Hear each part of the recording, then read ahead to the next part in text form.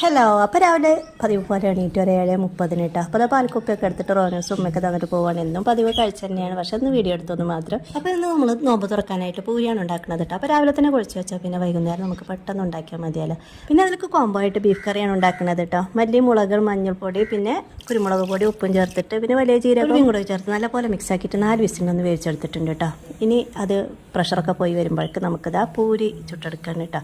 അപ്പോൾ നേരത്തെ തന്നെ ചുടാൻ വിചാരിച്ചു, നല്ല ക്ഷീണം വരുന്നുണ്ട്. അപ്പോൾ നേരത്തെ തന്നെ ഉണ്ടാക്കി വെക്കാൻ വിചാരിച്ചിട്ട് നമ്മളതുപോലെ പരത്തിയെടുക്കുകയാണ്. അതിനുശേഷം അതാ ചുട്ടെടുക്കുകയാണ് കേട്ടോ. അപ്പോൾ എന്നും ഉണ്ടാവണ പോലെ മൊഞ്ചൊന്നും ഉണ്ടായിട്ടില്ല കേട്ടോ. മൊഞ്ചിലല്ലല്ലോ, ടേസ്റ്റിലല്ലേ കാര്യമല്ലേ. ചിലത് ശരിയാവും, ചിലത് ശരിയാവില്ല. അപ്പോഴേക്കും നമ്മുടെ ബീഫിലെ പ്രഷറൊക്കെ പോയിട്ടുണ്ട് കേട്ടോ. അപ്പോൾ അതിലേക്ക് ഇനി സവാള, തക്കാളി, പച്ചമുളക്, ഇഞ്ചി വെളുത്തുള്ളി ചതച്ചതും കുറച്ച് വെള്ളം കൂടി ഒഴിച്ചു കൊടുത്തിട്ട് കിഴങ്ങ് കട്ടാക്കിയത് ഇട്ട് കൊടുത്ത് 3 വിസിലിന് വേവിച്ചെടുത്തിട്ടുണ്ട്. ഇനി നമുക്ക് തുമ്മിച്ചെടുക്കുകയാണ്. അതിനായിട്ട് 4 ടേബിൾ സ്പൂൺ വെളിച്ചെണ്ണ ഒഴിച്ചു കൊടുത്ത് 3 കറികൾ കട്ടാക്കിയത് ഇട്ട് കൊടുത്തിട്ട് ഗോൾഡൻ ബ്രൗൺ കളറാകുമ്പോൾ 2 കറിവേപ്പില ഇട്ട് കൊടുത്ത് വേവിച്ച് വെച്ച ബീഫ് ഇതിലേക്ക് ചേർത്ത് കൊടുക്കുകയാണ്. അതിനുശേഷം നല്ലപോലെ ഒന്ന് മിക്സ് ആക്കി തിളപ്പിച്ചെടുത്താൽ നമ്മുടെ ടേസ്റ്റ് ആയിട്ടുള്ള ബീഫ് കറി റെഡി ആയിട്ടുണ്ട്. ഇതാ നമ്മുടെ മലപ്പുറം സ്പെഷ്യൽ തരി പിന്നെ ടാങ്കാണ് ഉണ്ടാക്കിയിട്ടുള്ളത് കേട്ടോ. അപ്പോൾ ആ ബാങ്ക് കൊടുത്ത് മാഷാഅല്ലാഹ് അൽഹംദുലില്ലാ ഇന്നത്തെ ഒരു നോമ്പും കൂടെ ഞങ്ങൾ പൂർത്തിയാക്കിയിട്ടുണ്ട്. ഇനി ഞങ്ങൾ നോമ്പ് മുറിക്കുകയാണ്. അപ്പോൾ ഇത്രയുള്ളൂ ഇന്നത്തെ ഞങ്ങളുടെ കുഞ്ഞു വീഡിയോ. ഇഷ്ടമായിട്ടുണ്ടെങ്കിൽ എല്ലാവരും സപ്പോർട്ട് ചെയ്യാൻ മറന്നു പോകല്ലേ.